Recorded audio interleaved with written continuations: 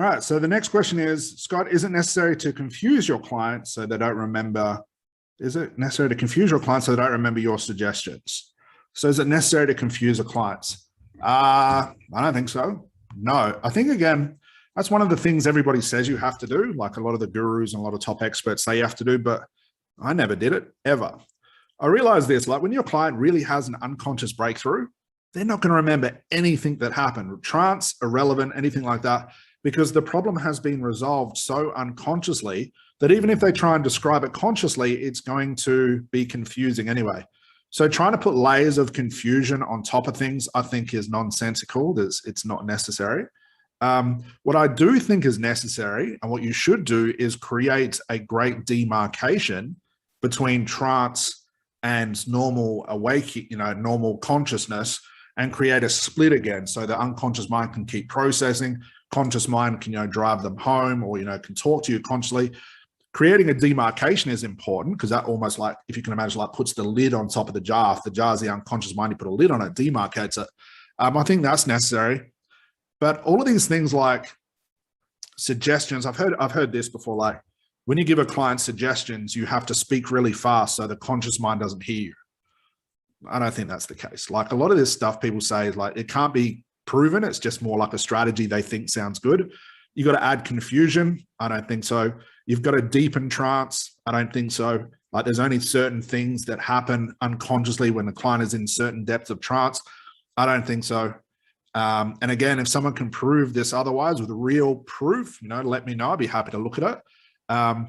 But this is all based on just the way that I work with my clients. I'm not saying my strategy is the only way to do it, but 99% of what people said I had to do, I never use, like the deepening of trance, the confusion, suggestions where you talk really, really fast, hypnotic phenomena, eye closure, trance, all that sort of stuff.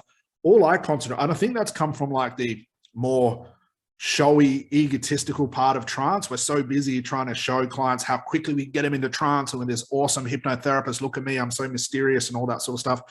When everybody's concentrating on that stuff, like I call it like the sideshow stuff, I'm concentrating on therapy. I want my clients to have a breakthrough. I couldn't care less how deep they went into trance.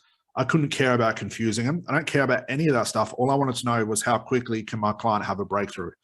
So I think if you create a split between hypnosis and actual breakthroughs and go for the breakthrough, you'll actually find that you can do some incredible work with the clients.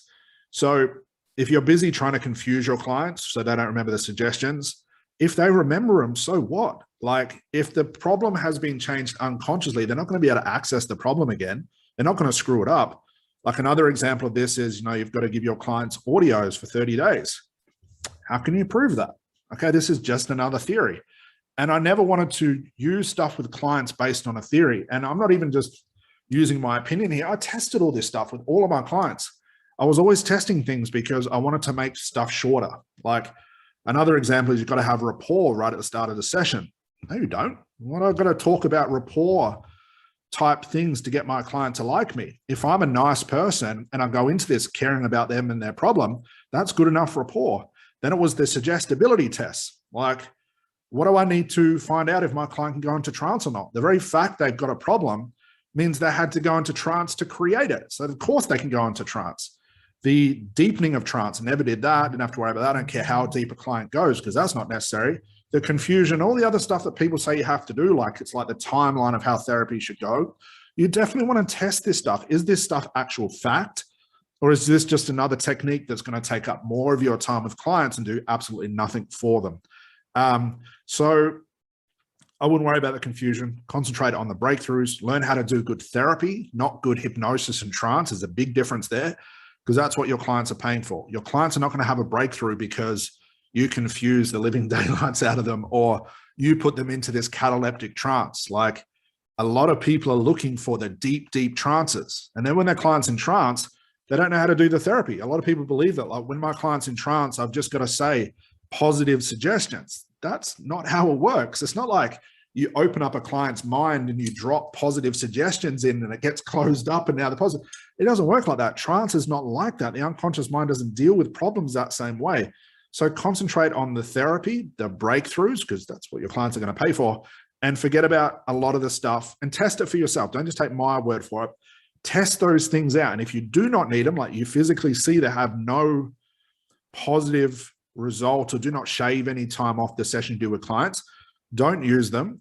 As you start getting better at hypnosis, you'll actually find, in therapy in general, you'll actually find that you start taking a lot of things out because they're just big time wasters. And they're usually taught as just a theory to sound good. But when you're so busy, like following a formula, it has to be step 1, step 2, step 3, step 4, step 5, and you go into your session so rigidly, it's always going to be hit and miss. Why? Because every client is different. Every client has their own desires, their needs, their hates, and their wants.